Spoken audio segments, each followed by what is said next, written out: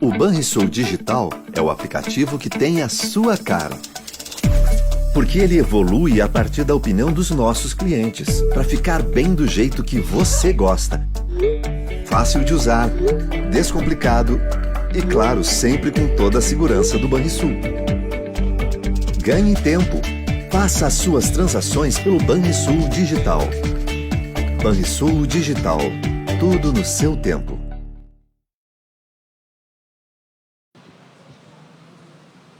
Bom, boa tarde a todos. Nós estamos aqui iniciando a parte da tarde do evento Que Câncer é Esse? O evento organizado pelo IMAMA, o Instituto da Mama do Rio Grande do Sul. Mas o tópico dessa parte, deste módulo que nós vamos discutir é câncer de próstata. Então, antes de mais nada, eu gostaria de agradecer o convite por parte do IMAMA, na pessoa da doutora Mayra Calef, da Daniele Voto, que representa o City Cancer Challenge, que eu sou um dos integrantes, o Dr. Guilherme Ribeiro, que está aqui, também faz parte desse grupo, um grande esforço da cidade em qualificar o atendimento oncológico em Porto Alegre. E este evento tem um objetivo muito bem desenhado e que nós almejamos e desejamos que ele aumente e se perpetue com esse propósito, né, que é oportunizar o fácil acesso à informação sobre o câncer, visando a educação, prevenção e atingindo toda a comunidade em todas as idades, raças e gêneros. Pretende formar um banco de dados de tipos de câncer, como mama, pulmão, próstata, colo de útero, tumores hematológicos e tumores do intestino. Busca identificar qualitativamente pessoas com um desses 6 cânceres, esses grupos de neoplasias em Porto Alegre e nos arredores da cidade. Até porque a nossa população ela se estende de uma maneira numérica para a grande Porto Alegre e há, né, coisas em comum entre a capital e o seu entorno. Informar e orientar a população sobre a saúde em geral, proporcionar uma experiência sensorial e lúdica que destaque a causa do câncer, oferecendo múltiplas formas de desvendar a doença e seu processo. Oferecer ao público beneficiado com conteúdo interativo com profissionais habilitados da área da saúde, esse é um dos propósitos desse evento durante esse final de semana. De uma certa maneira, também dar suporte aos pacientes no que diz respeito à orientação jurídica, nas questões de judicialização de tratamentos e a melhor orientação em relação a questões que são legais. Promover a interação e a discussão do tema entre a comunidade, médicos e demais profissionais de saúde, e esse é um dos intuitos que nós buscamos continuamente quando nós tratamos do câncer. O IMAMA busca essa conscientização da sociedade gaúcha e tem como foco o câncer de mama e, felizmente, pela bravura desse instituto, pela incansável ação em relação ao cuidado dos pacientes oncológicos, expande essa discussão para outras neoplasias, o que é extremamente importante, porque não só na mama, mas como nas outras neoplasias, nós precisamos buscar a discussão e enfatizar a necessidade da detecção precoce, no caso do IMAMA, do câncer de mama, para maiores chances de cura, aumentar a qualidade e agilidade de todos os processos da rede de atenção e cuidado do paciente oncológico. A missão do IMAMA é promover, manter e restabelecer a saúde das mamas, das mulheres e homens do estado do Rio Grande do Sul. Isso é importante. Câncer de mama não é um câncer exclusivamente feminino, né? O homem também pode ter câncer de mama. Com a visão de erradicar o câncer de mama como uma doença que ameaça a vida. Nesse sentido, nasceu o projeto Que Câncer é Esse? E expande, então, a sua área de atuação para além do câncer de mama, para as neoplasias de próstata, colo de útero, pulmão, os cânceres hematológicos e a neoplasia de intestino, a neoplasia de colo. Não pode faltar um agradecimento aos patrocinadores do evento, que são extremamente importantes para a viabilização de atividades como essa, o Banrisul, a Novartis e a AstraZeneca. A nossa mesa aqui conta com 2 participantes além de mim. Meu nome é Brasil Silva Neto, eu sou professor de Urologia da Faculdade de Medicina da Universidade Federal do Rio Grande do Sul, sou membro titular da Sociedade Brasileira de Urologia e pertenço ao grupo que trabalha no desenvolvimento dessas guias de orientação do City Cancer Challenge no que diz respeito ao câncer de próstata. Comigo está o Dr. Guilherme Ribeiro, urologista do Hospital Moinhos de Vento, um estudioso no assunto que diz respeito ao câncer de próstata, em especial nas questões de rastreamento e detecção precoce.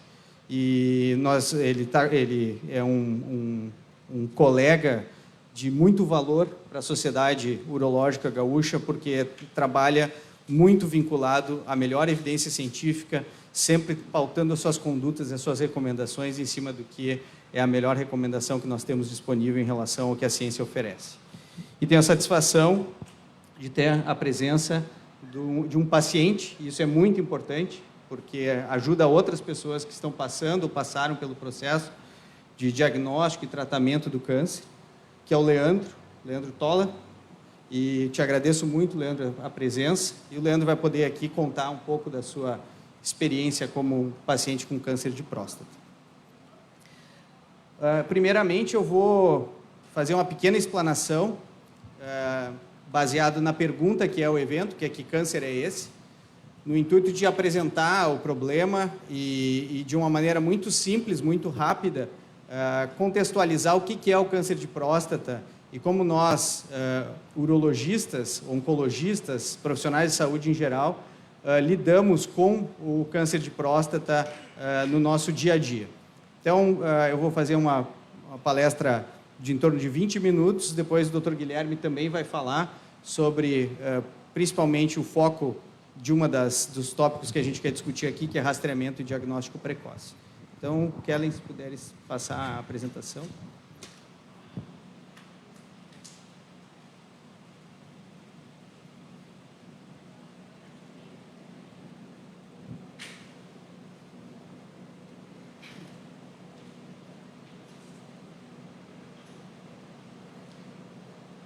Obrigado.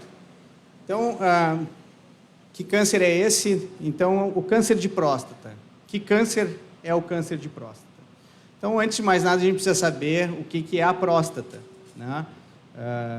A próstata é tão falada, tão mencionada, principalmente quando o mês de novembro se apresenta, né?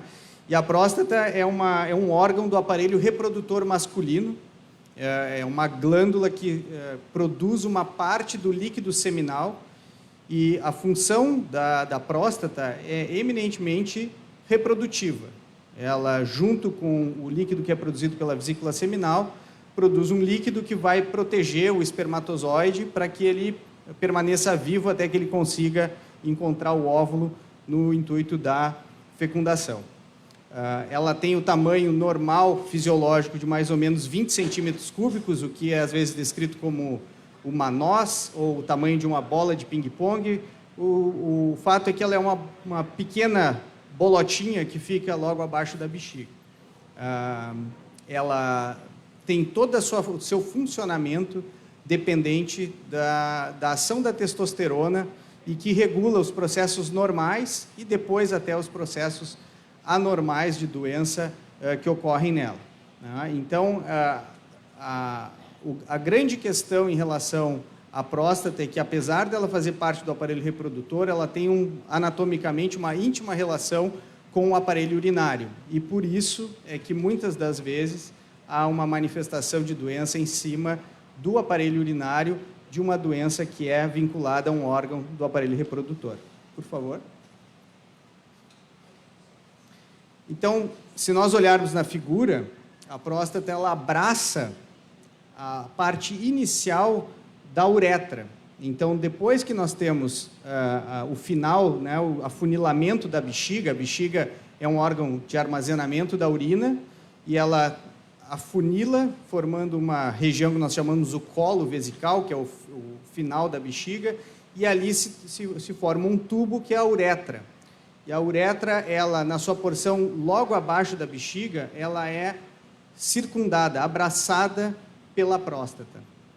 Então, os processos de doença da próstata, eles vão gerar distúrbios da saída da urina pela bexiga, sejam eles dificuldades que se manifestam como um problema para esvaziar a bexiga, às vezes para armazenar a urina dentro da bexiga, às vezes a presença de sangue na urina. Então, são vários os processos que podem ser manifestos através do ato de urinar, mas que são causados pela próstata. Todos os problemas urinários são causados pela próstata? Não. Existe uma série de problemas relacionados ao próprio funcionamento da bexiga ou à estrutura anatômica do canal urinário, da uretra, que também causam sintomas semelhantes. E por isso já se reforça, então, a necessidade de uma avaliação médica quando surgem esse tipo de sintomas, exatamente porque há necessidade de fazer uma diferenciação entre a causa do problema. Se é de origem da bexiga, ou origem vesical, como nós falamos, se é por origem prostática ou de outra parte, outro elemento do aparelho urinário. Que doenças a próstata pode ser acometida? Que problemas nós temos na glândula prostática e que podem gerar esse tipo de manifestação? Uma que não é tão falada, não tão debatida, não tão apresentada nas discussões, nas palestras, mas que causa sintoma e incomoda o paciente, são as prostatites. As prostatites, elas são infecções ou inflamações, processos infecciosos ou inflamatórios da próstata, onde a próstata fica inchada, fica dolorida, e isso pode ocorrer de uma maneira aguda, como uma infecção aguda como qualquer outra, com febre, calafrios e dor para urinar, mas também existem as prostatites crônicas, onde há uma colonização de bactérias dentro da próstata e que por ciclos, de uma maneira com pontos de pico e alívio, oscilando os sintomas, as prostatites crônicas podem incomodar o paciente. Junto com isso, as próprias prostatites crônicas podem alterar exames que nós utilizamos para fazer a diferenciação de um problema neoplásico, né, oncológico, câncer de próstata e versus doenças de origem benigna como a prostatite. No caso, o exame de sangue, que é o PSA, que eu vou falar mais adiante. Seguinte, por favor. Outra doença, essa sim já bastante comentada e que tem uma origem benigna também e que é algo que ocorre invariavelmente com todos os homens ao longo do tempo, de alguma maneira, de alguma forma, não necessariamente na forma de uma doença, na forma de uma manifestação clínica de um problema, mas a próstata, a partir dos 40, 45 anos, ela começa a passar, e isso é muito individual em cada homem, por um processo de aumento do seu tamanho, que nós chamamos de hiperplasia benigna da próstata. Então, esse é um processo que ocorre na porção mais interna da próstata, que é chamada a zona de transição, que, por coincidência, é a zona que está mais próxima do canal urinário, e essa hiperplasia, esse aumento do volume da glândula, acaba por ocasionar também sintomas urinários e dificuldade de esvaziamento da bexiga. Esse é um processo que também tem mediação, como todos os outros processos da próstata, normais e anormais, pela testosterona. E quando a próstata cresce, a bexiga precisa fazer mais força para se esvaziar, e isso gera uma série de transformações na estrutura anatômica da bexiga, gerando, então, sintomas como o jato urinário mais fraco, a necessidade de levantar-se à noite para urinar, a ida ao banheiro múltiplas vezes, ou até mesmo uma sensação de urgência para ir ao banheiro, ou seja, não pode postergar, não pode adiar a ida ao banheiro sob o risco de perder urina, de ter um episódio de incontinência urinária. O tratamento da hiperplasia passa por orientações aos pacientes, mas também por tratamentos medicamentosos, fármacos que facilitam a micção ou diminuem o tamanho da próstata, e pela cirurgia quando o tratamento farmacológico já se torna ineficaz, ou quando há complicações secundárias da doença.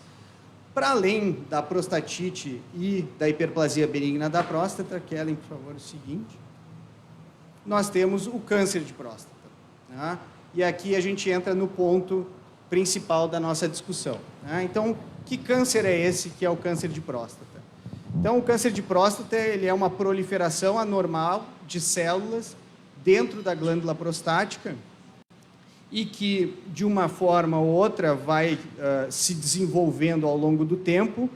é uma doença que ocorre na próstata já do adulto, numa fase mais tardia da vida adulta, muito parecida com a hiperplasia, né? Ou seja, esses processos eles são iniciados numa fase mais tardia da vida adulta, e, opostamente à hiperplasia, cujo processo ocorre mais na porção central da próstata, que é a zona de transição, o câncer de próstata surge na área mais periférica da próstata, na parte mais externa, como se fosse um miolo, se nós fizéssemos uma analogia com uma bergamota, por exemplo, os gomos seriam a área da hiperplasia e a casca seria a área do câncer.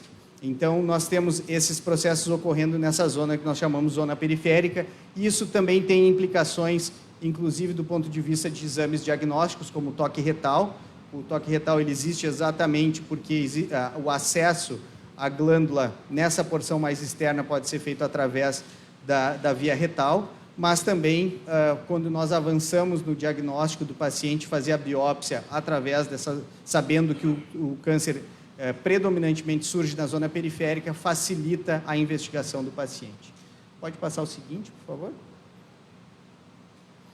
Então, do ponto de vista da importância do câncer de próstata em relação aos outros cânceres e em relação ao risco que o paciente está submetido pelo fato de desenvolver um câncer de próstata, é importante nós pautarmos alguns dados que são significativos e até justificam por que o câncer de próstata está incluído nesse conjunto de tumores que estão sendo elencados aqui no projeto Que Câncer é Esse?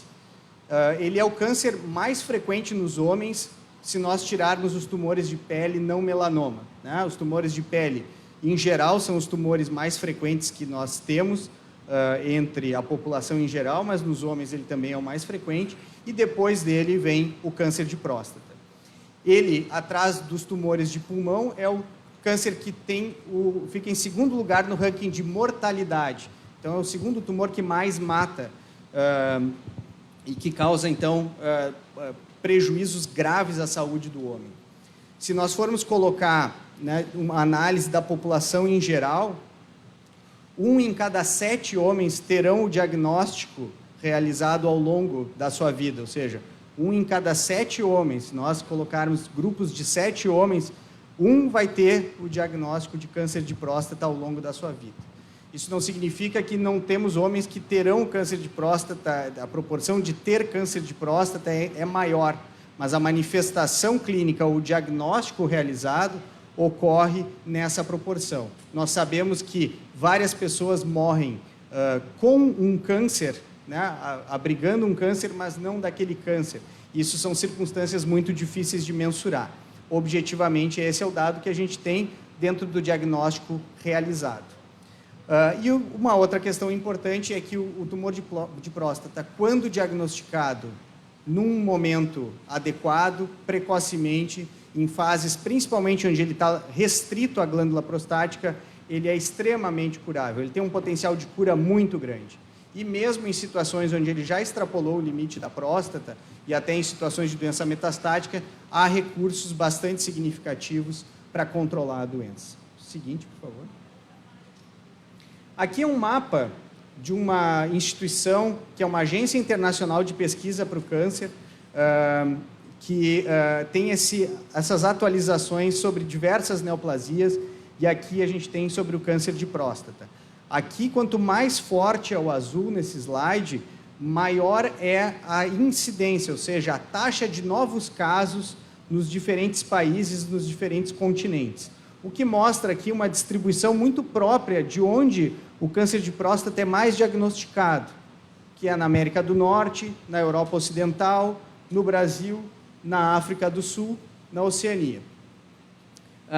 Se nós trocarmos o slide, nós vamos analisar a taxa de mortalidade no mundo inteiro, proporcionalmente, em relação à distribuição dessa neoplasia. De novo, se vocês entrarem pode voltar lá para a mortalidade, Ken. Se vocês entrarem nesse site do GloboCan, vocês vão ver os mapas de distribuição de todos os tumores. Esse aqui é o câncer de próstata. E interessante que Nos países onde nós temos o azul forte, pode voltar, por favor, não necessariamente nós temos um vermelho forte, sem nenhuma conotação futebolística aqui no meu... E o contrário também pode ser verdadeiro, né? Então, a gente vê que a mortalidade concentra em áreas que são de poder, de capital socioeconômico menor, né? Onde provavelmente o acesso à saúde, a qualidade do atendimento prestado não é necessariamente o mais adequado. Então, nós temos países onde há uma grande taxa de diagnósticos, mas não necessariamente de morte. E locais onde nós temos uma baixa taxa de novos diagnósticos, mas proporcionalmente essa neoplasia ela é mais letal. O Brasil fica numa situação intermediária. Pode passar o seguinte. Mas nós temos dados estimados de 2020, e a pandemia certamente perturba esses dados a partir do ano de 2019, porque essa estimativa do INCA, que está posta nesse slide, ela utilizou os dados de 2019 para projetar os 3 anos seguintes. Então, 2020 se projetava em torno de 65 mil novos casos no Brasil de câncer de próstata. Nós não temos a atualização necessariamente de quanto foi perdido de diagnósticos na pandemia. Mas está ali colocado que a próstata, então, lidera, excetuando os tumores de pele não melanoma, lidera o ranking dos tumores no homem. Pode passar o seguinte. E essa aqui é a distribuição pelos estados, e depois o Guilherme eu vou pedir para comentar esse slide. Aqui é a distribuição desses novos casos, daqueles 65 mil, como se daria, do ponto de vista estimado, a distribuição entre os diferentes estados do país. Surpreendentemente, o Rio Grande do Sul, que sempre abrigou as maiores taxas de incidência e também de mortalidade por câncer de próstata, não aparece mais como um líder do ranking. Isso tem uma série de fatores que podem ser estipulados, hipotetizados, mas não necessariamente ou categoricamente explicados. Se é uma diminuição da maneira como a população está procurando a avaliação para o câncer de próstata, se é uma questão cultural, se de fato epidemiologicamente diminuiu a frequência do câncer de próstata aqui. Isso é um ponto que nos deixa preocupados, porque um efeito desses, se é uma baixa procura pela avaliação com o urologista, pode representar no futuro um eventual aumento de mortalidade. Mas os dados da mortalidade são dados que a gente não consegue buscar imediatamente. Seguinte. Aqui também mostra numericamente que até antes da pandemia nós tínhamos mais ou menos uma taxa continuamente crescente de morte por câncer de próstata no Brasil, desde o início dos anos 80, onde nós temos os dados registrados, e eles pouco a pouco vão aumentando progressivamente. A estimativa era em torno de 13 mil mortes por câncer de próstata no país, a partir daquela estimativa de 65 mil novos casos, no mesmo período de tempo, as 13 mil mortes. Por favor.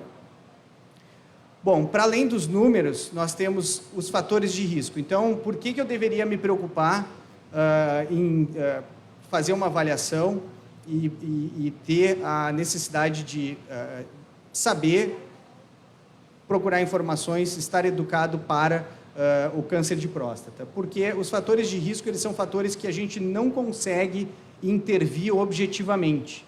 O primeiro deles é a idade. Quanto mais idoso eu fico, quanto maior a minha idade biológica, maior a chance que eu tenho de desenvolver um câncer de próstata. Não necessariamente um câncer ameaçador à vida, mas um câncer de próstata. Então, a idade é um fator de risco. Então, eu não consigo necessariamente intervir nessa questão. Ela é biológica, já pré-determinada pelos meus hábitos, pela minha genética herdada de ser longevo ou não. É isso que vai determinar se eu vou aumentar o meu risco para desenvolver câncer de próstata. Da mesma maneira, existe um grupo de pacientes que tem uma história familiar vinculada ao seu diagnóstico. E fatores genéticos não necessariamente familiares, mas que também se apresentam como fatores de risco. Questões que são relacionadas à etnia, principalmente nos Estados Unidos, os afro-americanos, pelos dados americanos, têm um risco maior de desenvolver câncer de próstata, um risco maior de desenvolver o câncer de próstata mais precocemente, numa idade mais jovem, e um tumor mais agressivo. E os próprios fatores geográficos que são explicados por aquela distribuição no mapa. A distribuição no mapa mundi ela não é uniforme, tem diferentes tons de azul para novos casos e diferentes tons vermelhos para mortalidade. E algo que tem cada vez mais vem sendo discutido, o Guilherme também vai comentar, que são as questões de hábitos dietéticos, a dieta predominantemente rica em gordura animal ou produtos lácteos. Então, essas questões relacionadas à dieta, elas sempre aparecem para uma discussão, depois elas diminuem a sua aparição no meio científico, mas depois elas retornam. E atualmente tem sido discutido muito o papel, então, da dieta e dos hábitos relacionados à dieta e as consequências de uma alimentação não saudável, com obesidade, síndrome metabólica, sobre o risco de neoplasias, incluindo o câncer de próstata. Seguinte, por favor. Como nós podemos prevenir o câncer de próstata se os fatores herdados não são mutáveis, não são modificáveis? Se a nossa idade ela não pode ser, né, eu quero viver mais, eu incluo esse meu desejo de viver mais tempo, um risco de desenvolver câncer de próstata. Como esses riscos inerentes eu não consigo mudá-los, eu preciso atacar pelo menos as questões que são ambientais. E como a dieta aparece como um fator importante nesse momento, é isso que nós precisamos discutir também. Hábitos saudáveis, não fumar, praticar exercícios, ter uma dieta adequada, balanceada e que não seja rica em produtos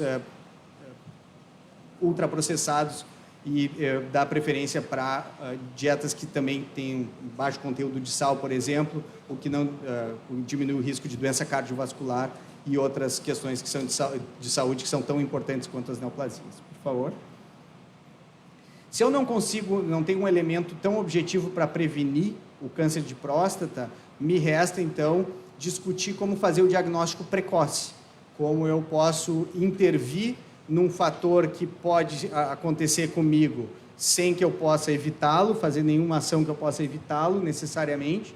Então, a atitude de consultar o médico e ouvir uma orientação apropriada para aquela preocupação de saúde ou para várias preocupações de saúde é o movimento mais adequado e é por isso que a gente está aqui hoje.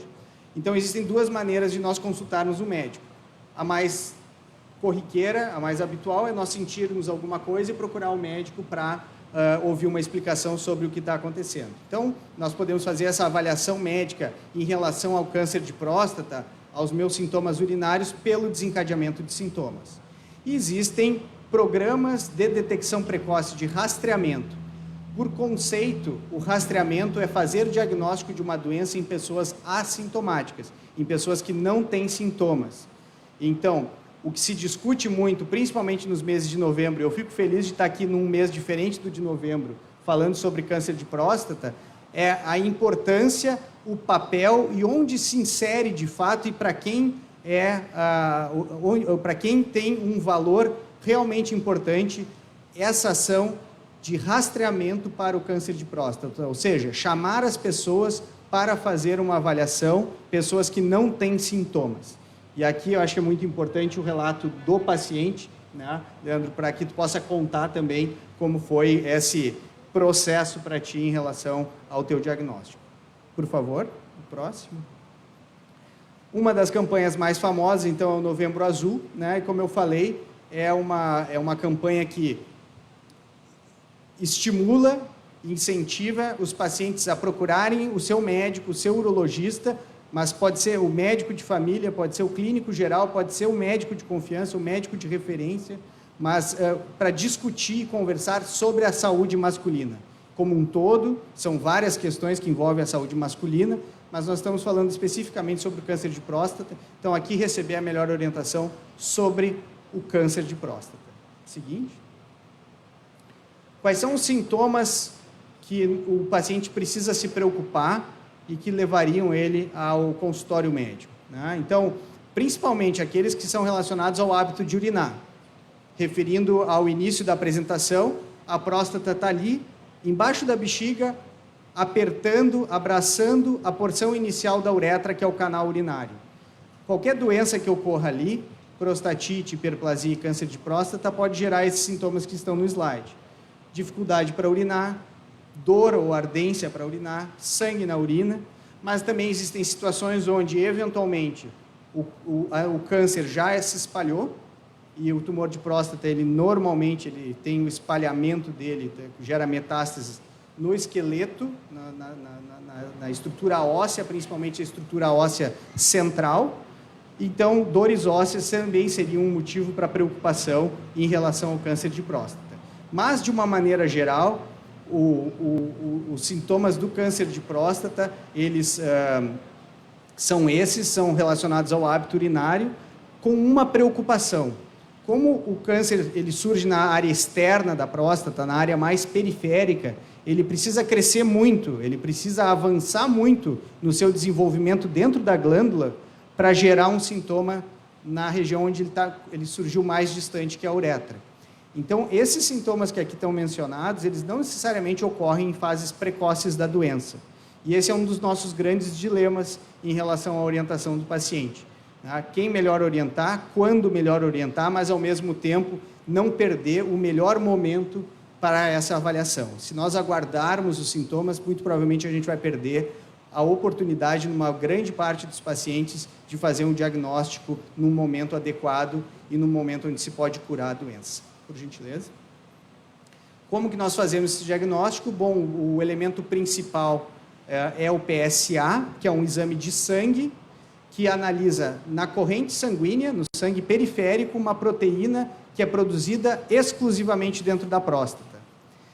Quando a próstata está doente por inflamação, por hiperplasia ou por câncer, uma quantidade dessa proteína é liberada para o sangue e ela é mensurada, e nós podemos, utilizando parâmetros que são parâmetros gerais da população e próprios do paciente, para entender se aquele valor do exame de PSA ele é suspeito ou não, e ele deve gerar alguma investigação adicional ou não.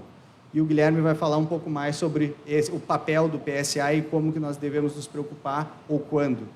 Por favor. O toque retal, que é muito falado, né? Normalmente é o carro-chefe das campanhas, normalmente envolvidas com muitas brincadeiras em relação ao toque, o que só gera o aumento do tabu. É importante desmistificar essas questões, o próprio papel do toque retal nessa estratégia de avaliação, mas também, através das brincadeiras, não afastar o paciente do consultório. Nós precisamos desmistificar o toque retal, porque o paciente precisa vir ao consultório e receber a orientação mais apropriada, receber a educação em saúde. Mas, enfim, ele é um exame auxiliar no processo de rastreamento, ele é importante quando há sintomas, né? Então, se o paciente tem queixas objetivas de dificuldade para urinar, ele deve ser realizado, e ele auxilia muito na avaliação, principalmente quando a gente também está lidando com um PSA suspeito ou alterado. Por gentileza. Na sequência, nós podemos, se ou o PSA ou o toque retal se mostraram alterados, não precisa ter os dois alterados, um deles basta, nós podemos optar por fazer uma ressonância magnética da próstata, para fins de melhorar a acurácia do método seguinte, que é a biópsia de próstata, mas eventualmente para discutir a própria alteração suspeita e, através da ressonância, chancelar ou não, confirmar ou não uma suspeita que foi disparada pelo PSA ou pelo toque retal. Então, a ressonância nos auxilia, ela não é um fator obrigatório ou predominante no rastreamento ainda, porque muito provavelmente no futuro ela será, mas ela nos auxilia bastante, em especial na estratégia seguinte, que é a definitiva, que é a biópsia da próstata. Então, se nós temos uma suspeita forte de câncer de próstata, nós vamos para uma biópsia, e a biópsia é o que define o diagnóstico, a presença do diagnóstico, a gravidade desse diagnóstico, ou, em uma parte das pessoas a ausência de câncer. Então, se faz a avaliação, se tem a suspeita, mas ela não é confirmada pela biópsia, o que é muito melhor do que ter o diagnóstico de câncer, obviamente. Como nós tratamos, e eu estou indo para o final da minha apresentação, nós temos várias estratégias. Quando nós fazemos o diagnóstico, nós podemos usar os dados do PSA do paciente, do toque retal e do resultado da biópsia e das características próprias do paciente, a faixa etária que o paciente se encontra, as condições de saúde do paciente como um todo, se o paciente tem uma doença muito grave do coração, se o paciente tem uma doença muito grave do pulmão, que ele possa não necessariamente se beneficiar de algum tratamento mais invasivo, por exemplo. Então, nós temos estratégias que são mais conservadoras e estratégias que são mais invasivas. Por exemplo, nós podemos fazer um tratamento que é, na verdade, uma vigilância. Nós temos o diagnóstico e acompanhamos o paciente ao longo do tempo. Isso se chama vigilância ativa. Quando o paciente tem um diagnóstico de um tumor pouco agressivo, nós podemos lançar a mão dessa estratégia. Quando o paciente tem um tumor com um perfil mais agressivo e ele está localizado na próstata ou extrapola muito pouco os limites da próstata, normalmente nós podemos oferecer 2 modalidades de tratamento, que é a remoção cirúrgica da próstata ou o tratamento com radioterapia, que é outra modalidade que tem um papel como tratamento único para o câncer de próstata, com uma performance semelhante à da cirurgia em vários cenários clínicos. Quando nós temos um tumor que já saiu do limite da próstata, já extrapolou e já gerou metástases, nós teremos que utilizar terapias que atuem sistemicamente, ou seja, no corpo inteiro. E aí, normalmente, o tratamento é uma terapia hormonal, uma terapia que anula a ação da testosterona naquele órgão, que é a próstata, ou, em casos mais severos, quimioterapia ou outras modalidades de tratamento. Então, aqui, eu acho que esse é o último slide, né? Aqui eu queria encerrar essa fala apresentando que câncer é esse, que câncer de próstata nós estamos lidando, como ele se comporta, e nos colocando à disposição aqui, porque o que nós temos que fazer, principalmente nós, como agentes de saúde, é educar, é promover a conscientização da população, é trazer a melhor informação para o paciente de uma maneira que a gente transmita a ela, de uma forma que seja inteligível para o paciente, com uma linguagem menos técnica e mais didática no contexto do paciente. E esse aqui é o grande objetivo. Nós não podemos nos restringir, nós urologistas, ao ato cirúrgico, simplesmente a parte essencialmente técnica da especialidade. Nós temos que expandir a nossa área de atuação também para uma questão muito maior, que é principalmente voltada para a educação em saúde. Obrigado. Eu vou passar agora a palavra para o Dr. Guilherme Ribeiro, para que ele possa falar de uma maneira mais detalhada sobre essas estratégias de detecção precoce e de rastreamento para o câncer de próstata. Mais uma vez, o Guilherme é urologista do Hospital Moinhos de Vento e uma pessoa muito vinculada a iniciativas como o Telesaúde e o City Cancer Challenge, buscando sempre, não só no câncer de próstata, mas em todo o âmbito das doenças urológicas que afetam a Porto Alegre, o estado do Rio Grande do Sul. Ele tem uma participação importante em ações que melhoram a atenção em saúde da nossa população. Então, Guilherme, muito obrigado pela tua participação. Boa tarde a todos. Queria primeiro agradecer essa apresentação super honrosa, né? O professor Brasil foi meu professor durante a minha formação de urologia e é muito legal ouvir isso que tu acabaste de falar. Mas, enfim, como a gente pôde ver na apresentação do professor Brasil, o câncer de próstata ele está sempre muito presente nesse Novembro Azul. A gente fala muito sobre ele, porque é uma doença realmente muito frequente. A gente vê que acontece em uma parcela bem grande dos homens. E existem várias perguntas que surgem em função disso. Existem dúvidas de como que a gente pode prevenir isso, de que forma que a gente deveria fazer para tentar detectar precocemente, para poder tratar de uma forma mais eficiente, para evitar ter uma morte pela doença ou uma doença metastática que cause, por exemplo, essa doença que já está espalhada nos ossos. Isso, obviamente, é um problema, não só no câncer de próstata, em qualquer câncer, mas o câncer de próstata, por afetar uma grande parte dos homens, é sempre um assunto muito presente em novembro e agora também, aparentemente, no comecinho de dezembro. Então, se puder começar a colocar os slides. Então, primeiramente, eu sei que o professor já comentou sobre isso, sobre a prevenção do câncer de próstata, mas eu acho importante a gente reforçar que aquelas ideias que já se passaram por aí, vocês já devem ter ouvido sobre utilizar alguns suplementos, como suplementos de vitamina E, selênio, comer bastante tomate. Isso tudo foram algumas estratégias para tentar reduzir o risco de desenvolver o câncer de próstata, porém, nenhuma dessas estratégias se mostrou eficiente e, pelo contrário, algumas delas até aumentaram, aparentemente, o risco de desenvolver o câncer de próstata. Então, a verdade é que hoje não existe nenhuma medida dietética ou preventiva, nenhum medicamento, nenhuma vitamina específica para reduzir o câncer de próstata.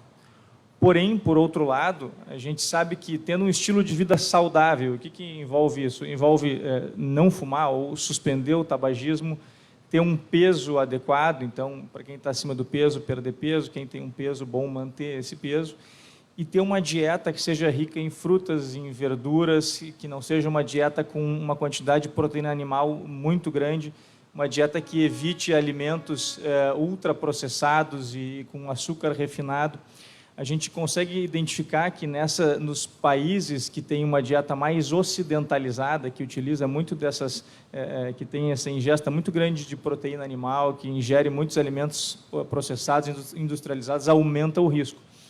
Isso, obviamente, vai fazer bem não só no sentido de diminuir o risco de câncer de próstata, mas vai diminuir o risco de todos os cânceres, praticamente, incluindo esses 6 cânceres que estão envolvidos aqui no que câncer é esse, e vai diminuir o risco também de múltiplas outras doenças cardiovasculares, doenças como diabetes, que matam muito também, né? Não apenas as doenças oncológicas. Então, acho que esse é o primeiro ponto importante. O outro ponto, bom, se a gente não consegue fazer uma prevenção adequada, se não existe nenhuma forma específica de reduzir o câncer de próstata, e lembrando que o principal risco para câncer de próstata, como foi comentado, é a idade. A gente não consegue parar o relógio biológico. A gente pode tentar atrasar ele um pouquinho, tendo um estilo de vida saudável, mas a gente é inevitável o envelhecimento. E cada vez mais a população brasileira, e especificamente aqui no Rio Grande do Sul, a população está ficando cada vez mais velha. Sinal de que a gente tem cuidado melhor da saúde. E quanto mais velho o homem fica, maior a chance de ter câncer de próstata. Então, se é inevitável que a gente vai envelhecer e que esse risco do câncer ele existe, o que a gente pode fazer para tentar detectar ele no momento em que é melhor tratado, né, e que a gente consegue evitar consequências piores, como a doença metastática? A gente vai ter que fazer algum tipo de estratégia de avaliação dos homens, utilizando usualmente o PSA e o toque retal, para tentar identificar quais os homens que têm alterações que merecem uma avaliação adicional. E adianta a gente se basear só naqueles homens que têm sintomas? Não, porque o câncer de próstata, por ele ficar numa parte bem lateral, bem periférica da próstata, ele geralmente não causa nenhum sintoma quando ele é inicial. Quando o paciente tem sintomas como piora do jato urinário, disfunção erétil, sangue no esperma ou dor óssea, qualquer um desses sintomas, quando relacionados ao câncer de próstata, é porque a doença já é localmente avançada ou metastática. A gente não pode confundir só que, obviamente, a maior parte dos pacientes que têm dor óssea, ou que têm sintomas urinários, ou que têm disfunção erétil, não tem câncer de próstata. A maior parte dos pacientes que têm sintomas urinários, a partir dos 50 anos, começa a ir com mais frequência ao banheiro para urinar, o jato fica mais fraco, começa a acordar à noite 2, 3 vezes para urinar, e isso geralmente é por crescimento benigno da próstata. Eventualmente tem algum episódio de sangramento no esperma, geralmente é uma coisa que passa espontaneamente, não é por causa de câncer de próstata. A impotência, né, a disfunção erétil, geralmente é causada por problemas relacionados ao envelhecimento, à doença cardiovascular, a formação de placas nas artérias, incluindo as artérias penianas, próprio diabetes pode piorar, a ereção. Então, a maior parte dos pacientes com esses sintomas não tem câncer de próstata, mas, obviamente, devem consultar. Então, como é que a gente faz para descobrir precocemente o câncer de próstata se ele geralmente não causa sintomas naquele momento em que a gente tem a melhor chance de tratar adequadamente? Os pacientes vão precisar fazer o exame de PSA e exame de toque retal. O exame de PSA é um exame de sangue, então tem uma figura ali, né, do paciente realizando uma coleta de sangue normal, tá? E o exame de toque é um exame auxiliar que não é tão bom quanto o PSA. O PSA é um exame melhor, ele identifica geralmente mais precocemente câncer de próstata, porém tem alguns casos em que o PSA está normal e o toque retal está alterado. E pelo toque a gente suspeita de câncer. Então, como tem essa possibilidade de um PSA normal, um exame de sangue normal e o toque alterado, o ideal é que a gente inclua esses dois exames numa estratégia de detecção precoce. Pode passar, por favor. Pode passar. Então, quais homens devem discutir com o seu médico, que pode ser o urologista, pode ser o médico do posto de saúde, o clínico, sobre a realização do exame de PSA e o exame de toque? Aqueles homens com mais de 50 anos e que não têm fatores de risco deveriam começar essa discussão. O que são os fatores de risco? Homens com ascendência africana, homens com história familiar positiva, especialmente aqueles que têm parentes de primeiro grau, como pai ou irmãos que tiveram câncer de próstata, ou aqueles que têm alguma mutação genética, alguém que tem algumas famílias que têm síndromes genéticas, como, por exemplo, a mutação do BRCA. O BRCA é um gene que, quando alterado, aumenta o risco de diversas neoplasias, como câncer de próstata, câncer de mama, ovário, pâncreas e também melanoma. Então, quando tem alguma dessas situações familiares ou a ascendência africana, o ideal é que se comece aos 45 anos ou aos 40 anos, quando tem essas mutações genéticas que aumentam demais o risco para câncer de próstata. Pode passar. Mas e por que é preciso discutir com o médico a partir dessas idades, né, para tomar uma decisão compartilhada quanto a realizar esses exames, quanto a proceder à realização do exame de PSA e exame de toque retal? Porque quando a gente faz essa estratégia de detecção precoce, a gente tem potenciais benefícios, que são essa diminuição do risco de ter uma doença metastática e a diminuição da mortalidade por câncer de próstata. Só que quando a gente começa a fazer exames como esse, a gente também agrega alguns riscos para o paciente. Então, por exemplo, um paciente que tem um PSA alterado, um PSA de 5, por exemplo, às vezes o paciente acha que pelo PSA está alterado ele já tem câncer. Não necessariamente. O PSA alterado ele é um indicativo de que precisa de alguma avaliação adicional. E, às vezes, esses pacientes com o exame alterado vão fazer uma biópsia de próstata e não necessariamente têm câncer de próstata. Para vocês terem uma ideia, um paciente que tem um PSA ligeiramente aumentado, entre 13 e 10, mais ou menos, 25% só tem câncer. Então, a gente vai acabar fazendo biópsias em alguns pacientes que não têm. Obviamente que melhor que não tenha, mas a gente vai, eventualmente, fazer algum procedimento diagnóstico que tem alguns riscos ainda que pequenos. E também a gente sabe que, em função do câncer de próstata ser uma doença que ela é muito heterogênea, ou seja, a gente tem câncer de próstata que é muito bonzinho, que é muito indolente, ou seja, que mesmo se a gente não diagnosticasse, não aconteceria nada ao longo da vida do paciente. A gente tem, por outro lado, em outro extremo, pacientes que têm câncer de próstata extremamente agressivo e que, se a gente não diagnosticar, esses pacientes vão morrer pela doença, vão sofrer pela doença. Então, quando a gente faz essa estratégia de detecção precoce, tem pacientes que vão acabar tendo diagnóstico de doença que talvez não precisasse diagnosticar. Bom, nessa situação, o melhor que a gente pode fazer hoje em dia é fazer a observação ou vigilância ativa, que o professor Brasil comentou antes. É aquela situação em que os pacientes são apenas acompanhados para ver se essa doença não vai mudar de comportamento ao longo da vida. Porém, eventualmente os pacientes podem ser operados, a gente sabe que ou fazer radioterapia ou fazer algum tratamento adicional, e os tratamentos têm efeitos adversos possíveis. Tá? Então, é importante que quando a pessoa vai atrás do médico para fazer essa avaliação, ela discuta com o médico quais são as repercussões do início dessa investigação e que saiba aquilo que preocupa mais ela. Se tem um paciente que está muito preocupado, assim, eu não quero de jeito nenhum ter problema relacionado a câncer de próstata, não quero morrer por causa dessa doença, tenho familiar, tenho amigo que teve esse problema, que, enfim, teve que fazer tratamentos com hormônio, que teve doença metastática e fico muito preocupado com isso, morreu por causa da doença. Bom, esse paciente, obviamente, ele aceita os riscos do início dessa investigação e segue a detecção precoce através desses exames.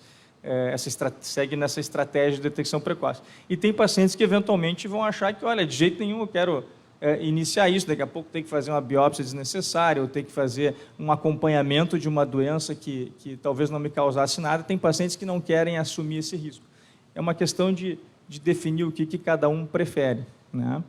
Mas eu acho que encerro por aqui. Não sei se tem algum comentário adicional, Brasil.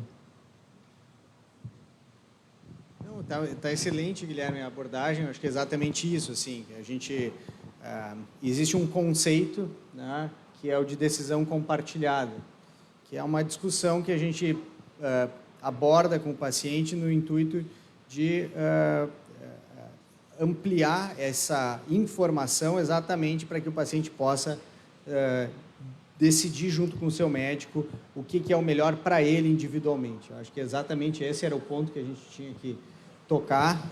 A próstata, ela tem essa peculiaridade, nem todas as neoplasias nos dão o tempo para conversar, para amadurecer a decisão, não só de iniciar esse processo de rastreamento, que ele é importante.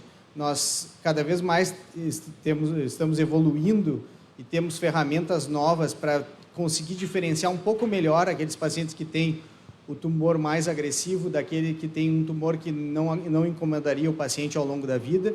Há cerca de 10 anos, há 10 anos e para trás, no tempo, invariavelmente todos os pacientes recebiam a mesma modalidade de tratamento, era operar a próstata.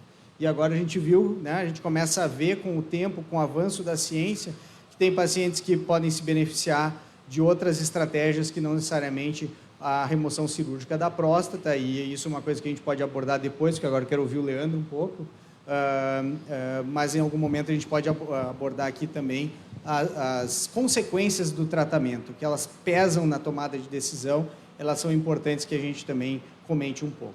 Mas a gente tem, Guilherme, muito obrigado, o teu paciente, né, o Leandro, o Guilherme convidou o seu paciente aqui para trazer a sua experiência, e mais uma vez, além da abertura, eu queria de novo reforçar o agradecimento pela tua presença, pela tua disponibilidade de vir aqui dar o teu relato. Então, Leandro, o que a gente gostaria de ouvir é exatamente isso, como que tu te identificou nesse processo ali que foi apresentado, né? Se tu é um paciente que tu te preocupava em relação à questão do câncer de próstata e procurou atendimento, se tu tinha sintomas, com que idade tu iniciou a avaliação urológica. Então, explicar bem a tua história urológica para nós até o momento do diagnóstico e depois de tratamento. Seja bem-vindo, Leandro. Boa tarde a todos. Questão profissional, todos os anos eu faço exames gerais, tá? E todos os anos sempre fiz o PSA. A partir de 2018, a companhia então decidiu que a gente começássemos a procurar as atividades, os exames que nós escolhêssemos, né? Então, em 2018, eu decidi, eu já estava com 50 anos, decidi então ir procurar um especialista. Então, procurei o Guilherme, fui lá, o Guilherme me deu para mim fazer o PSA, e como eu viajava muito, olhei o exame do PSA e está dentro da média, vida que segue. Continuei fazendo as minhas funções. Em 2019, atrasei o exame do PSA, porque surgiu uma questão de saúde na família. Normalmente eu fazia no final do ano esses exames, a companhia nos exige que a gente faça sempre lá por setembro, por aí. Acabei atrasando esse exame do PSA e fui fazer esse exame em fevereiro. Fevereiro de 2020, então, quando eu fui fazer o exame, meu PSA estava 4,1. Eu tomei um susto, digo, opa, o que é isso, né? Então, fui lá, procurei, eu não tinha muito contato, já tinha perdido contato com o Guilherme, procurei o primeiro na lista, não tinha muito tempo, achei um médico de Porto Alegre, o médico me indicou, então, olha, nós vamos fazer um exame aqui em Porto Alegre, um exame moderno e tal, isso e aquilo, que não precisa experimentar, botar o dedo, aquela coisa toda, né? Falei, tudo bem, vamos lá, né? Então, fiz o tal do exame levei lá para o médico, disse, olha, tudo normal, não tem nada. O senhor tem algum sintoma, alguma coisa? Eu disse, olha, eu não tenho sintoma. No final do ano, nós tivemos um evento da companhia, que foi feito umas premiações, então eu tive que ficar no ambiente, nós estávamos num resort lá, e foi feita essa premiação na beira de uma piscina, e estava frio. E eu tinha que esperar me chamarem lá para fazer a premiação e tal, isso aqui, no que demorou um monte aquilo ali, né? E estava frio. E quando eu recebi a premiação, fui para o quarto pegar um casaco. E eu fui no banheiro, meio que trancou assim, né? Peguei uma infecção com esse frio, né? Tá, não, tranquilo, né? Assim, no outro dia estava tudo normal, tá, vida que segue, né? Aí eu fiz esse exame com esse médico e tudo mais, e ele disse, olha, está tudo normal, o senhor volta aqui lá por agosto. Bem, veio a pandemia, nós fomos proibidos de viajar, não podia mais, então, fazer as viagens que a gente fazia, eu estava em casa, e um belo dia a clínica do Guilherme, e aí a importância da comunicação, né? A clínica do Guilherme mandou um e-mail, uma mensagem comunicando que eles tinham mudado de endereço. E eu, vou aproveitar, então, vou fazer uma segunda opinião, né? Então, eu fui lá no Guilherme e disse, Guilherme, tenho esse exame que diz que não tem nada e tem esse exame que diz que tem tudo. Aí o Guilherme, na prática, excelente comunicação, disse, olha, então vamos fazer um outro exame, um exame específico, um exame que eu acho que eu não sei direito, um exame que tem... Que não... O Leandro acabou fazendo um exame que não é tão comum de se fazer, mas é um exame de sangue que tenta ser um pouco melhor que o PSA, que é o PHI, é o PHI. E esse exame veio bastante alterado, né? Esse exame veio bastante alterado. Aí o Guilherme assim, cara, vamos para a biópsia, vamos para a biópsia, né? Aí quando surgiu a biópsia, então foi identificado que eu estava com câncer. Cara, eu sou humano, então eu senti todos os sentimentos que qualquer humano sente. Tudo que vocês imaginaram, se botarem numa lista, eu tenho certeza do que eu senti, né? Mas, na minha vida profissional, eu atuo na área comercial e a gente tem como meta objetivo, ser objetivo na vida, né? Quanto mais objetivo, melhor o resultado. E vamos lá, né? Entrei em contato com o Guilherme sempre... Aliás, Guilherme, eu te diria o seguinte, assim, que a grande virtude, o qual tu também é um grande especialista, é a comunicação, tá? O fato de tu estar em contato com o cliente, estar se comunicando com o cliente, esse é um processo que tem uma eficiência muito boa e o resultado é muito mais eficaz, tá? Eu acho que isso foi o grande, para mim, foi a grande solução. Tá? Fico feliz com o retorno. Até porque é da minha área, né? Então, a gente... né? Então, fui para o Guilherme mostrou todos... a gente começou a fazer os exames, então ele interpretou todos os exames que eu fui fazendo, tá? E chegou à conclusão que eu tinha, olha, tem essas alternativas. Eu optei pela cirurgia e, por questão profissional e tudo mais, cara, eu quero uma cirurgia que eu tenha o menor tempo possível para mim poder trabalhar e tudo mais, essa coisa toda, né? Então, foi isso, assim. Então, eu fiz a cirurgia. Esse câncer estava bem no início, né, Guilherme? E eu não tinha sintoma nenhum, né? Eu te dizia, assim, que eu tinha algum sintoma, eu acho que eu não tinha, com exceção desse evento que aconteceu, que dali em diante eu senti, talvez, alguma coisa, e eu sempre interpretava como se tivesse tido, talvez, uma infecção urinária, alguma coisa assim, porque era eventual, se é que foi, né? E foi isso. Fiz a cirurgia em setembro de 2020. O que mais que eu posso dizer para vocês? Dali em diante, então, eu venho acompanhando. A cada 3 meses eu faço o exame de PSA. Né? E aí é uma parte mais técnica que eu não... eu achei muito legal o teu relato, Leandro. E eu achei interessante trazer o Leandro aqui por alguns aspectos. Um deles que ele é muito bom de conversa também, sempre lidou super bem com esse assunto. mas também porque ele, como ele comentou, ele não tinha nenhum sintoma que fosse relacionado à doença. Ele foi atrás foi consultar para ver se poderia ter alguma alteração. No final das contas, o PSA dele era o único exame que era um pouco alterado, não era nenhuma alteração muito grande. E o Leandro tinha uma característica, eu falei sobre aquela questão sobre o espectro do câncer de próstata. O Leandro tinha um câncer de próstata que era um câncer de próstata de risco intermediário. Era um tipo de câncer que, na idade do Leandro, que agora está com 55, é um câncer que, se a gente não fizesse nada, ao longo do tempo ele ia gerar problemas. Então, a gente optou por tratar, né, e optou por cirurgia, porque, em princípio, ele não tratando, fazendo uma vigilância ativa, por exemplo, a tendência é que ele acabasse não tendo um desfecho tão bom. Uma outra coisa que eu achava legal trazer o Leandro, eu achei importante trazer ele não só porque ele é um caso bom, que deu certo, mas porque eu sei que existe muito receio em relação aos tratamentos para câncer de próstata. Isso também é uma das coisas que eventualmente geram angústia para os pacientes, né? Então, a gente sabe que a cirurgia, por exemplo, pode causar incontinência urinária, a gente sabe que a cirurgia pode causar impotência. No caso da radioterapia, a gente sabe que dificilmente causa incontinência, já a impotência é uma consequência relativamente comum a mais médio e longo prazo.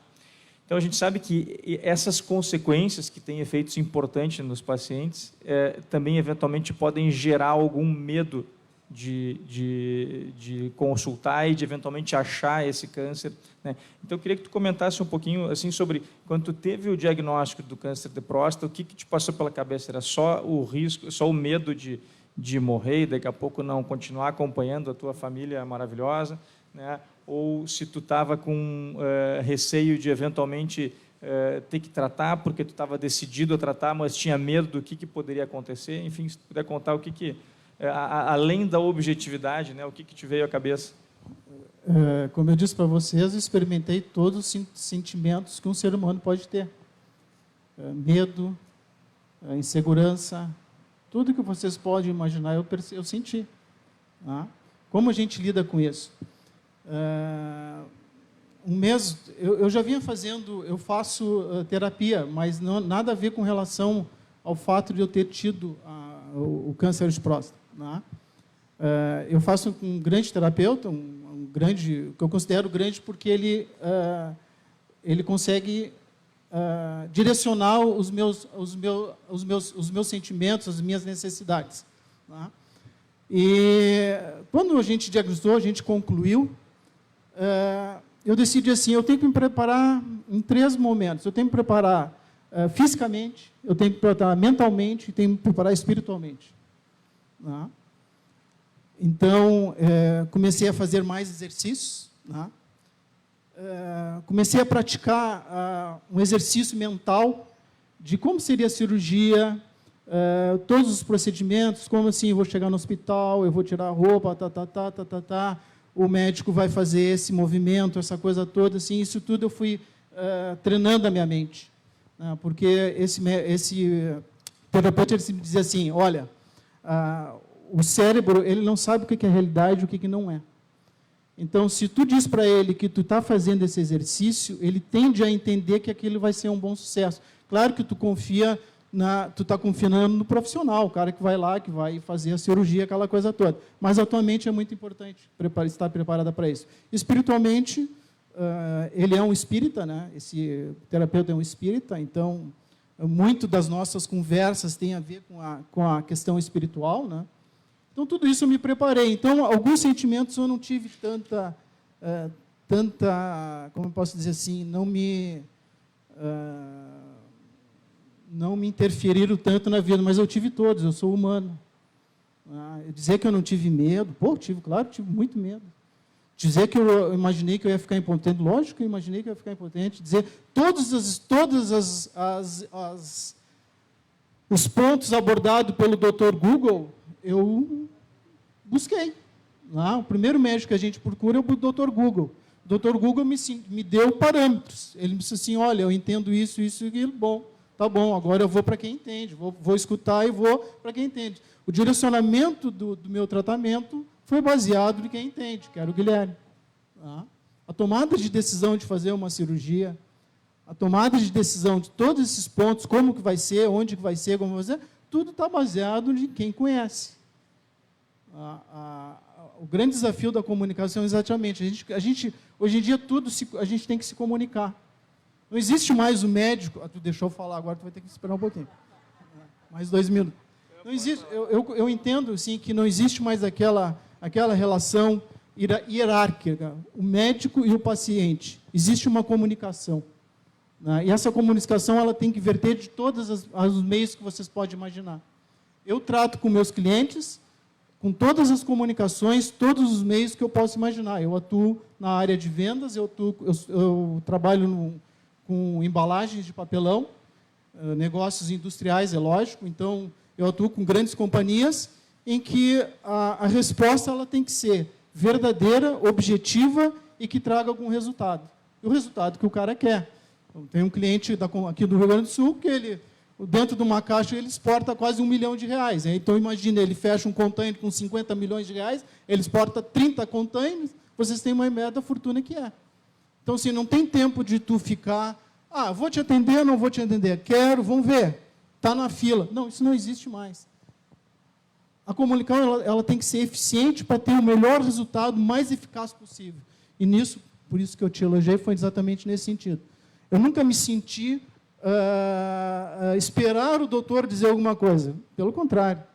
Tá? A eficácia, a eficiência das tuas análises e o resultado gerou exatamente isso. Então, aquele medo de ficar impotente, lógico, cara. Pô, quem é que não vai ficar? Vai ter medo. Aquele medo qual é os outros sentimentos? O medo de ter um erro de morrer, lógico. Pô, graças a Deus que eu tive esse medo de morrer. É sinal que eu acho que eu estou vivo. Né? Todos esses sentimentos humanos eu tive. E acho que todos aqueles que tiverem, têm que ter. Né? Porque isso faz parte da gente. Né? O fato de eu estar aqui é um sentimento de estou aqui contribuindo. Sentimento de vergonha, lógico que eu tive. Sentimento de expor, lógico que eu tive. Como tu lida com isso? Aí vai muito de cada um.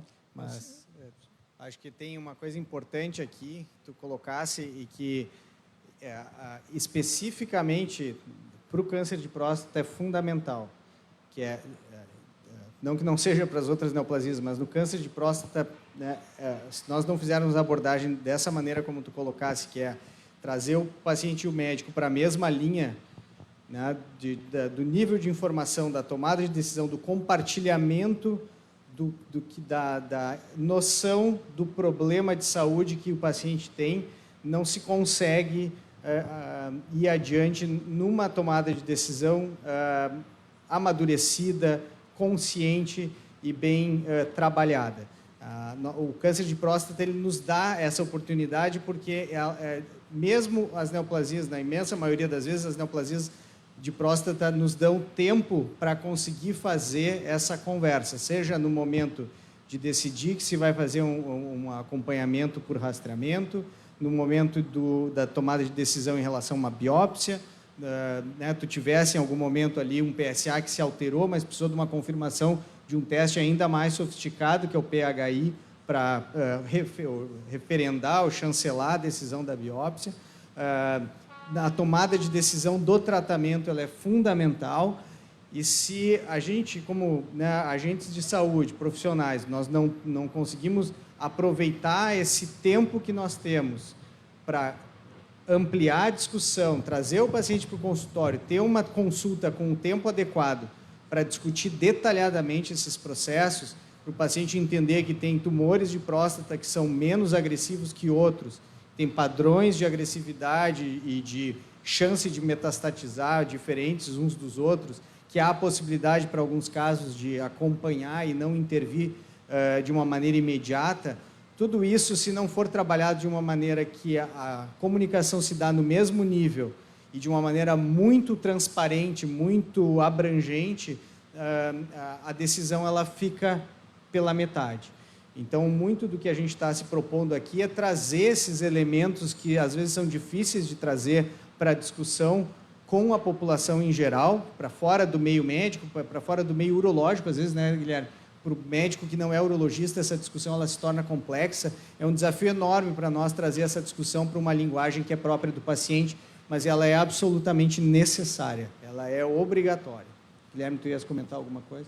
Eu ia falar exatamente isso, que eu achei esse ponto que tu comentar sobre a gente poder discutir as coisas e no mesmo plano, né, ela é fundamental justamente ainda mais nesse contexto de uma doença que tanto a forma de diagnóstico quanto os tipos de tratamento têm repercussões importantes e a gente tem que discutir sobre essas repercussões possíveis para tomar uma decisão que seja uma decisão conjunta e que seja bem informada.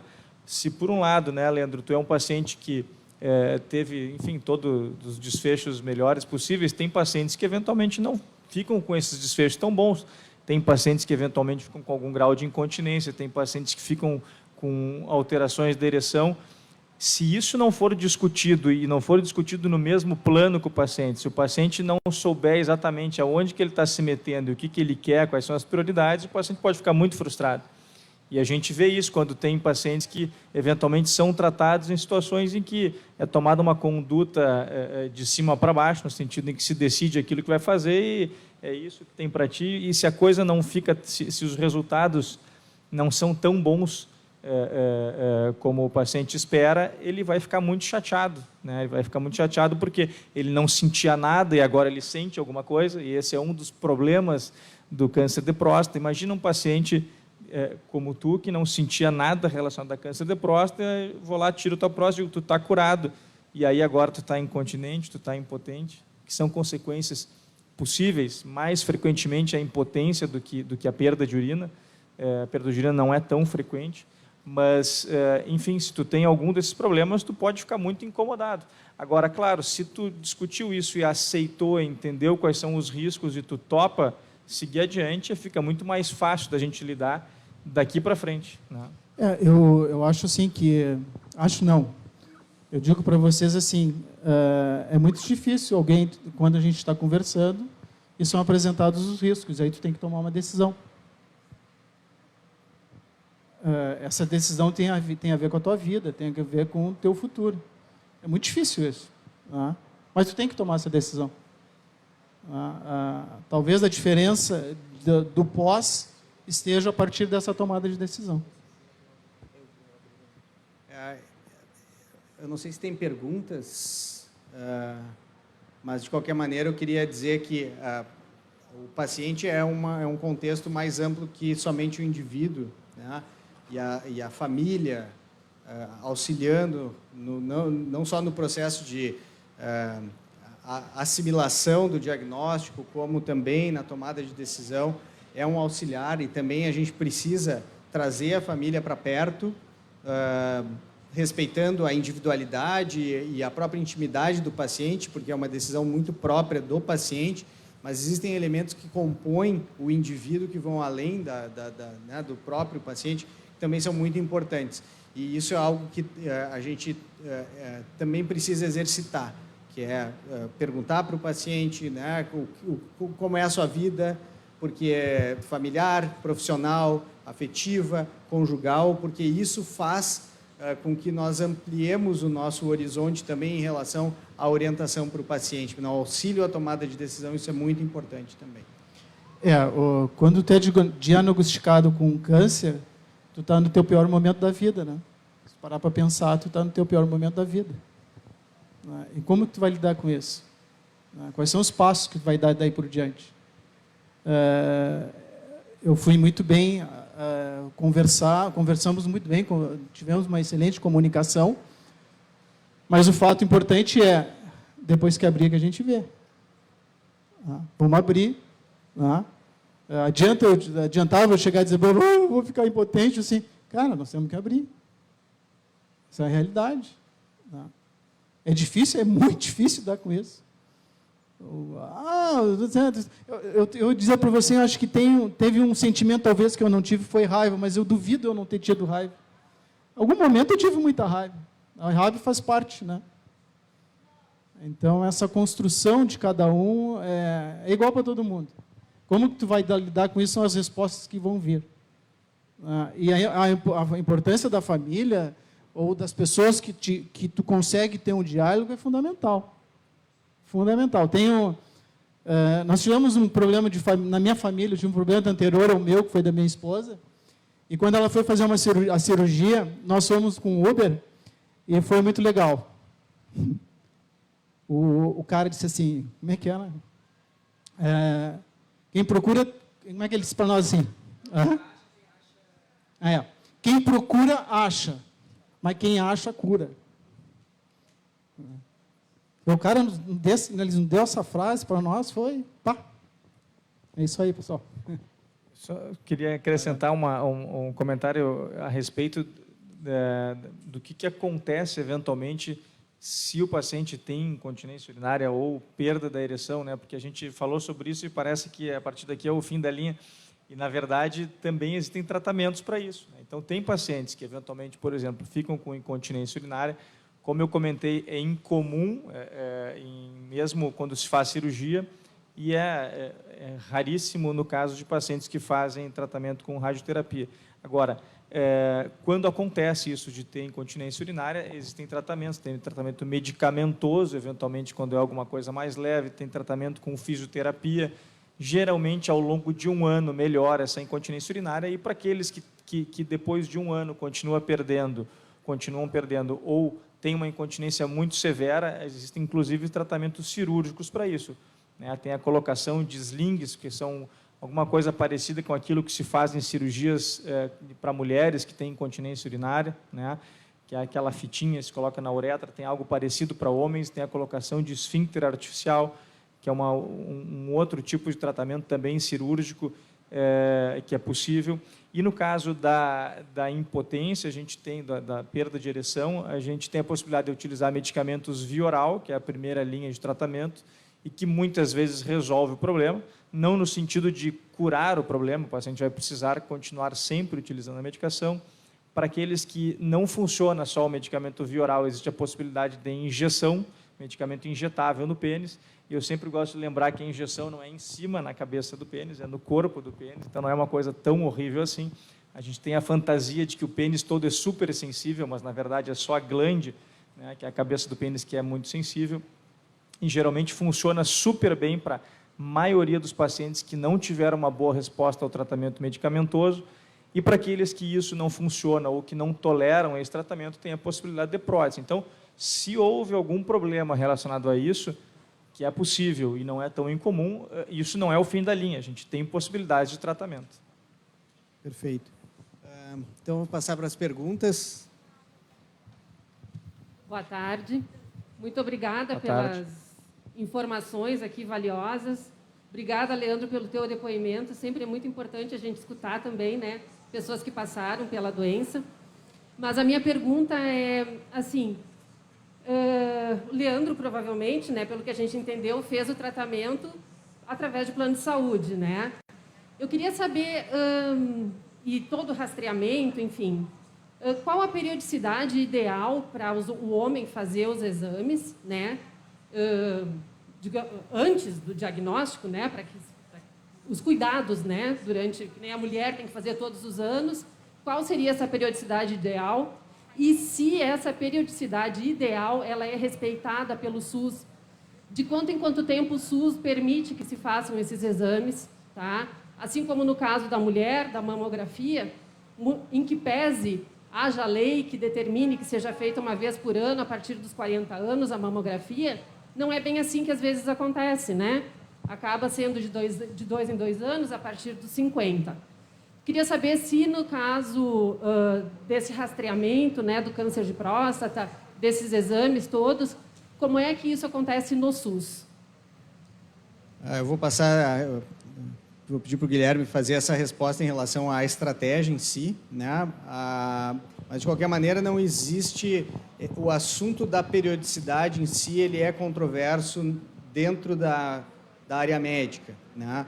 E isso acaba resultando na ausência de uma política pública própria para esse tipo de orientação, né? Não há uma dificuldade necessariamente na atenção primária para uma restrição de acesso. Há uma questão conceitual que ainda fica em aberto por uma falta de consenso na literatura médica sobre qual a periodicidade ideal, qual a faixa etária ideal para fazer esse acompanhamento e se ele deve ser recomendado universalmente ou não. Mas, Guilherme, sim. Então, no caso do câncer de próstata, se o paciente que tem mais de 50 anos e não tem fatores de risco, ou aqueles com mais de 40 ou 45 com fatores de risco, se esses pacientes vão procurar o serviço de saúde e decidem, então, em conjunto com o seu médico, né, por fazer esse acompanhamento, a detecção precoce, o rastreamento para câncer de próstata com o exame de PSA e toque retal, se faz como regra a cada 1 ou 2 anos. Essa é a linha geral. Existem, especialmente entre especialistas, né, existe a possibilidade da gente fazer uma estratégia um pouco diferente no sentido de avaliar de paciente para paciente qual que é a periodicidade necessária. Tá? Então, dando um exemplo, por exemplo, do Leandro. Tá? Leandro, digamos que lá pelos seus 51 anos de idade tivesse um PSA acima de 1,5. A gente sabe que para pacientes dessa faixa etária com esse PSA, por mais que seja um PSA considerado normal, ele faz parte de um grupo de pacientes que tem um risco maior do que a média de desenvolver câncer de próstata. Então, o ideal é que um paciente como ele, com esse PSA, consultasse a cada 2 anos no máximo. Agora, tem pacientes que, por exemplo, nessa mesma idade, talvez tivesse um PSA menor do que 1. Bom, um PSA menor do que 1, ele não só é indicativo de um baixo risco de câncer de próstata no momento atual, como ele também é indicativo de um baixo risco de desenvolvimento de câncer de próstata nos próximos anos. Então, a gente poderia reavaliar esse paciente com um intervalo maior, talvez a cada 2, 3 anos, talvez até um pouco mais. Então, só que isso é mais complexo, o assunto já é complexo, a gente começa a colocar muitas variáveis para se utilizar em larga escala, ficaria difícil, a não ser que tivesse um método, daqui a pouco um programa, um software que facilita as coisas e solicita esses exames de uma maneira automatizada, mas não é assim que funciona. Então, na média, eu diria que a cada 1, 2 anos, se os pacientes optassem por fazer o rastreamento, estaria super adequado. E já não acontece há 2 anos, né? Mas entre 2015 e 2016 para cá, tanto eu quanto o Guilherme, nós, à época do Novembro Azul, às vésperas do Novembro Azul, nós representando diferentes sociedades ou entidades, eu pela Faculdade de Medicina, ele pelo Telesaúde ou pela Sociedade Brasileira de Urologia Seccional Rio Grande do Sul, nós, em conjunto com outras entidades, inclusive as secretarias, nós publicávamos, e nós que redigíamos o corpo dessa nota técnica, nós publicávamos uma nota técnica com as orientações que deveriam, que seriam as melhores evidências para aquele momento, porque a dinâmica e a movimentação da informação de um ano para o outro, ela muda e as recomendações, naturalmente, elas podem mudar. Mas o resumo é isso que o Guilherme falou, dentro dessa faixa, né, ela pode ter situações onde... e tem protocolos de acompanhamento na Europa, por exemplo, que é para quem tem um PSA normal, de voltar a cada 4 anos no urologista, exatamente por esse comportamento da próstata que é muito mais previsível, eventualmente. Mas tem protocolos mais estritos, mas o mais importante, talvez, seja um conceito que cada vez mais ganha força, que é o de estratificação de risco, que o Guilherme colocou aqui, que é, numa primeira avaliação, nós entendermos se aquele paciente já tem alterações precocemente que possam fazer com que a gente considere que esse paciente a gente vai olhar de perto. E esse aqui, pela característica do exame dele, seja o exame de PSA ou a complementação com toque retal, é um paciente que tem, pelo valor do PSA, pelo comportamento desse PSA em relação à média da população, um baixíssimo risco de desenvolver câncer de próstata ao longo da vida. E essa pessoa ela pode ficar desonerada dessa obrigação de ir todos os anos no urologista. Mas é complexo, a recomendação geral é exatamente essa de 1 a 2 anos, mas o mais importante é a gente conseguir identificar e reconhecer aquelas pessoas que estão sob maior risco. E essas é que a gente quer muito perto de nós e que merecem um acesso, não só à atenção primária, quanto ao especialista, numa velocidade maior do que pacientes que teriam um risco muito menor de desenvolver o câncer. Paciente como o Leandro, tão jovem, ter um PSA de 4 não é algo que a gente considere absolutamente normal e ele precisa ser não necessariamente biopsiado num primeiro momento, mas ser acompanhado de perto. Para aí, então, no melhor momento, fazer uma tomada de decisão, que é quando a possibilidade de que aquela biópsia que ele vai fazer tenha um rendimento adequado, que não vai ser um exame jogado fora, porque foi feito muito antecipadamente do que a capacidade diagnóstica do exame, ele foi proporcionado para o paciente no momento apropriado para o diagnóstico e para a tomada de decisão. E é assim que a gente busca trabalhar o tempo inteiro, continuamente, refinando algo que, se nós formos generalizar para todos os homens, não funciona.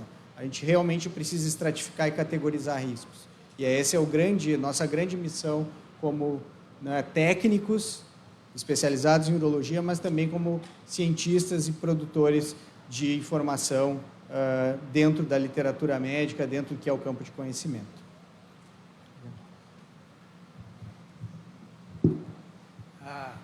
A minha pergunta é o seguinte, já foi esclarecida agora um pouco, mas eu vou falar bem especificamente. O meu PSA, semana que passou agora, deu 0,21. Penso que é abaixo de 1, né? Claro. Eu seria, nessa circunstância, eu poderia estar dispensado de fazer o exame de toque, que é um exame muito chato para quem é homem, né? Então, era essa a minha dúvida. Eu já tenho 71 anos, então a minha dúvida era, seria cauteloso eu fazer o toque ou eu poderia dispensá-lo? Obrigado. Então, muito boa a pergunta do senhor, tá? E eu vou, antes de falar diretamente, eu só vou fazer alguns comentários sobre isso, tá? Em primeiro lugar, a gente sabe que pacientes que têm um PSA muito baixo, menor do que 1, tá, têm um benefício de realização desse exame auxiliar, que é o exame de toque retal, que é muito baixo mesmo. O benefício, a utilidade do exame de toque aumenta conforme aumenta o valor de PSA. Então, se, por exemplo, um paciente tem um PSA de 2, tá, que ainda não é um PSA alterado para a maioria das idades, né? Se o paciente tem um PSA de 2, o exame de toque ele é muito mais importante do que num paciente com PSA menor do que 1, porque a gente pode realmente, com o exame de toque, nesses casos, com PSA um pouco maior, identificar, tem uma chance maior de identificar alguma alteração, uma nodularidade, alguma tumoração na próstata que seja suspeita para câncer. Tá? Então, especificamente, no teu caso, com PSA tão baixo, aliás, estranhamente tão baixo, com 71 anos, não é comum que seja tão baixo, eu suspeito que o senhor tenha feito alguma cirurgia da próstata em algum momento, não?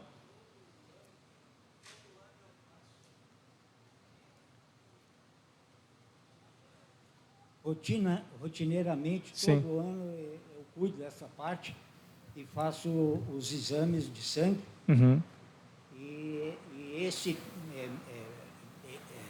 essa próstata minha é muito pequena. Ótimo.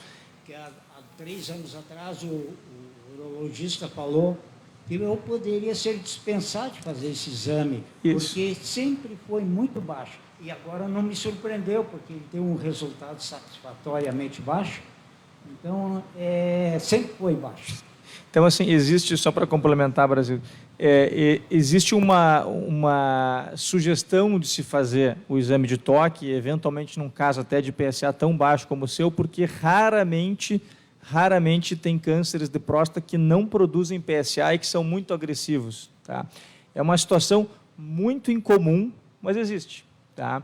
Agora, como regra, como a chance disso acontecer tão baixa, em princípio o senhor poderia ficar isento desse exame. Aliás, e aí a segunda parte, um homem de 71 anos com um PSA como o seu poderia não só ficar isento de fazer o exame de toque, mas inclusive isento de fazer qualquer exame de PSA pelo resto da vida.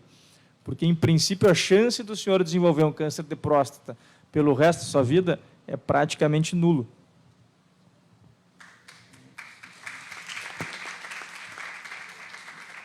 Então, isso remete à pergunta anterior, né? São perfis de paciente muito individuais, cada um com a sua peculiaridade. Nem todos os pacientes com mais de 70 anos têm uma próstata grande, um PSA alto, né? Tem situações que são situações mais simples. Na outra ponta, onde a gente não esperaria pacientes jovens necessariamente tendo um diagnóstico de câncer de próstata, porque a média na população, a média de diagnóstico é entre 65 e 68 anos. Então, o caso do Leandro, ele está abaixo da média de idade normal para o diagnóstico, ou habitual para o diagnóstico. Então, de fato, o que a gente precisa é entender o contexto individual do paciente. E como o Guilherme falou, o toque retal ele pode ter o seu papel em alguns momentos. A primeira consulta, uma primeira abordagem. Agora, um paciente com PSA muito baixo, nesse nível, numa faixa etária como ele está e já fez toque retal anteriormente, que foi normal, ele está desobrigado mesmo, desonerado de fazer o exame todo ano e com esse perfil, inclusive, de seguir fazendo esse acompanhamento tão formal do rastreamento obrigatório.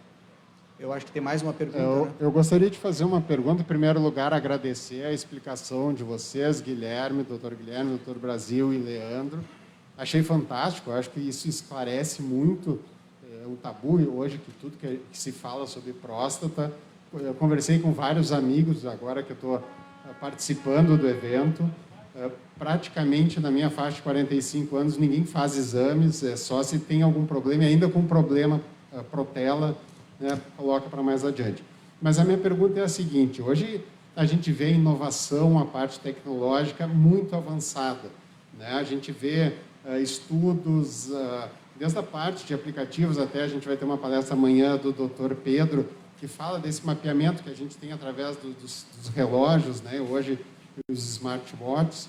Então, a gente consegue ir mapeando. Existe alguma coisa na tecnologia, por exemplo, eu digo assim, pela diabetes, tu faz aquele exame rápido, tu consegue detectar como é que está a tua glicemia, enfim. Existe alguma coisa já voltada para o PSA, para detecção precoce, que a gente pudesse antecipar ou, facilitar isso, levar uma mais próxima à população? Simplesmente vai lá, fura um dedo, eu estou dando um chute, não sei nem se é possível, né, mas existe alguma coisa tecnológica já, uma nanotecnologia, quem sabe, alguma coisa que pudesse acompanhar para a gente prevenir o câncer de próstata? Nesse nível, como tu coloca, ainda não. Não na prática clínica. Depois, Guilherme, se quiser complementar a resposta. Mas há evoluções em todos os âmbitos. Tá? Há evoluções nos métodos diagnósticos, principalmente aceitando que o PSA, apesar de ser um excelente marcador para a doença da próstata, ele não é perfeito. Então, existe uma série de novos marcadores moleculares muito bem estudados já, alguns deles com um excelente potencial para já serem colocados na prática clínica normal, e nos Estados Unidos alguns deles são utilizados quase que de rotina, que são exames que analisam frações do PSA ou painéis genéticos que vão além do próprio PSA para determinar se o paciente tem um risco maior ou não de ter câncer de próstata, se ele deve fazer uma biópsia ou não, se aquela biópsia, inclusive, com o resultado, poderia indicar para um paciente se ele é candidato ou não a vigiar, fazer a vigilância ativa ou fazer a cirurgia. Do ponto de vista de tratamento, a gente tem um aperfeiçoamento da técnica cirúrgica através da cirurgia robótica, e as plataformas robóticas elas vão se desenvolvendo, e novas plataformas estão surgindo no mercado, todas elas com o intuito de minimizar os danos causados pela intervenção cirúrgica, em especial essas questões funcionais. As máquinas de radioterapia e os protocolos de radioterapia são cada vez mais eficientes e menos mórbidos, né, menos danosos para os pacientes, e as novas drogas que se tem utilizado para tratar pacientes já com doenças avançadas metastáticas são cada vez melhores e tem postergado a sobrevida dos pacientes em muitos anos. E nos dá alternativas muito auspiciosas, muito favoráveis para o acompanhamento. Existem questões que são de software para tomadas de decisão. O Guilherme é um fanático por tábuas de expectativa de vida e nomogramas que predizem risco do paciente, mas questões mais desse tipo, assim, de monitorização, obviamente que tem ideias, mas nada que a gente possa, nesse momento, trazer para o campo real da aplicação clínica direta. Mas o câncer de próstata em si, em todas as frentes, ele tem avançado rapidamente com grandes desenvolvimentos que envolvem tecnologia também, seja ela do ponto de vista molecular até questões mesmo mecânicas, como um robô, né? Então, um robô cirurgião. Não tenho nada a acrescentar em relação a isso, a não ser que as coisas vão mudando muito rápido, né? E talvez em algum momento, não muito daqui para frente, isso aconteça. Né? Temos mais uma pergunta? Eu queria saber, assim, eu não vou fazer exame de próstata, mas eu tenho 2 irmãos que já são mais ou menos da minha idade. A partir de que idade tem que começar a fazer? E, no caso, o pai deles também, retirou a próstata, mas não tinha nada de câncer, ele só tirou. Quero saber o que eles devem fazer. Provavelmente ele deve ter tirado por doença benigna da próstata, esse é o mais provável. Provavelmente ele deve ter tirado por doença benigna da próstata, não tem nenhuma relação, não aumenta risco de câncer de próstata. Agora eles, se são brancos, né, se têm mais de 50 anos, em princípio eles deveriam consultar, deveriam procurar o médico para discutir aí o início desse rastreamento. Eu entendo que a gente ultrapassou o tempo, né? Eu queria agradecer, levei um 0 ali agora. Espero que não seja a nota da mesa. Agradeço a participação de todos, em especial, Leandro, a tua participação. É muito importante, é muito significativo para nós ter a participação de um paciente trazendo o seu relato da maneira tão sincera e direta como tu descrevesse o teu problema de saúde, que felizmente está contornado. Guilherme, sempre é uma satisfação estar contigo aqui, dividir a mesa. Muito obrigado, muito obrigado pelo convite, né, para vir aqui também. E, Leandro, também agradeço, que foi espetacular a tua participação e a tua disponibilidade. Perfeito. Antes de encerrar, eu queria mais uma vez agradecer ao IMAMA e ao City Cancer Challenge pelo convite, de poder ter a honra de participar dessa mesa, de coordenar essa mesa e anunciar a próxima atividade que inicia às 15h45 sobre câncer de pulmão. Muito obrigado a todos e até uma próxima oportunidade. O Banrisul Digital é o aplicativo que tem a sua cara. Porque ele evolui a partir da opinião dos nossos clientes, para ficar bem do jeito que você gosta. Fácil de usar, descomplicado e, claro, sempre com toda a segurança do Banrisul. Ganhe tempo. Faça as suas transações pelo Banrisul Digital. Banrisul Digital. Tudo no seu tempo.